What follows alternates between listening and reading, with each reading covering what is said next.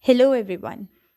I don't think there's even a single person who has never been to a hospital or to a doctor's clinic. Be it a small injury or a severe disease, all of us go to the hospital. And the most common thing given to a patient in a hospital is an intravenous drip. So, welcome to our video. Our team MediTech is here to present our idea for the Smart India Hackathon 2022. So, before moving on to the solution, first let us try and understand the problem in the existing system.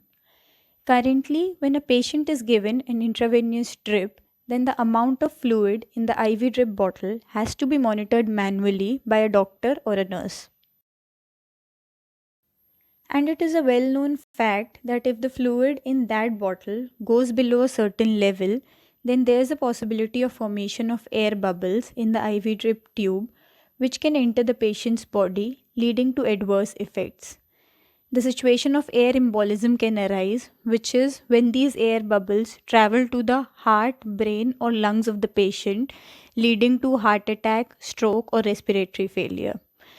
Another major problem that can occur is the reverse flow of blood.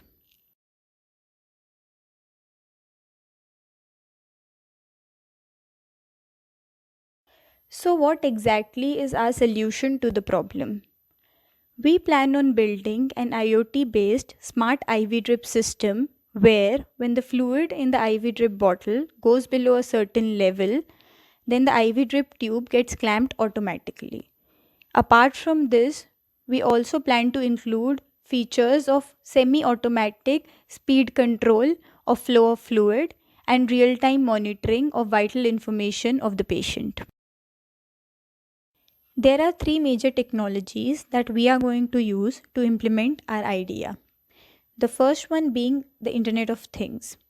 IoT is a network of physical objects like devices, vehicles, buildings, and other items embedded with electronics, software, and network connectivity that enables these objects to collect and exchange data.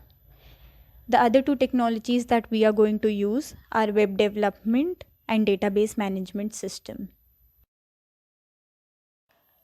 So now let us try to understand how these various things will work. Firstly, there will be a mobile or a web application where the hospitals need to get themselves registered. The doctors and the nurses will be provided with login credentials accordingly. Before moving ahead, the one thing that we need to understand is that there are many different types of IV fluids given to a patient depending on his or her needs and requirements. There's dextrose, normal saline, plasma, and many more fluids that have different densities and consequently different speed of flow. There are also different types of needle gauges. So, taking all of this into consideration, the very first thing that a doctor or a nurse will have to do is to select the type of fluid and the needle gauge that is given to a particular patient using the mobile or the web application. So, after the type of fluid and the needle gauge is selected and the patient is given the IV drip, then our system will continuously monitor the amount of fluid present in the IV drip bottle. And if it is above a certain mark, then no action will be taken. But as soon as it goes below a certain mark, then the IV drip tube will be clamped automatically. So, how does our automatic clamping mechanism actually work? Now, let us try and understand this working. Firstly, we have used a load cell to which the IV drip bottle will be hung. This load cell will continuously measure the amount of fluid present in the IV drip bottle. As soon as this fluid goes below a certain level, then the signal will be provided to the microcontroller based board, which will take this as an input and then provide the signal to the servo motors to automatically clamp the IV drip tube. The amount of fluid present in the IV drip bottle will also be constantly displayed on the mobile or the web application. Using the same, the doctors and the nurses can monitor the amount of fluid without actually physically being present in the patient's room.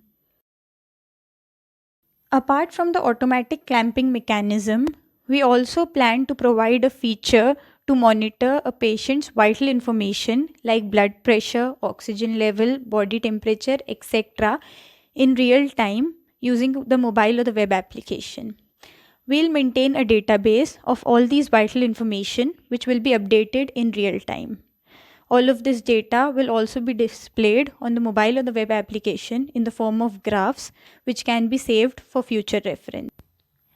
If the medical staff observes any irregularity in the data of the patient's vital information and accordingly the speed of flow of IV drip needs to be changed, then the feature of a slider will be provided in the application which will be calibrated, and using the same, the doctors or the nurses sitting in their respective offices can change the speed of flow of the IV drip of the patient. In order to enhance our idea further, there are certain things that can be added.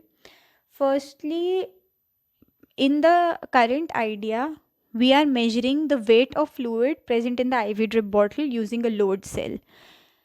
And it is known that if the fluid flows from the bottle to the patient's body through the IV drip tube, then some amount of pressure will also be exerted by the fluid.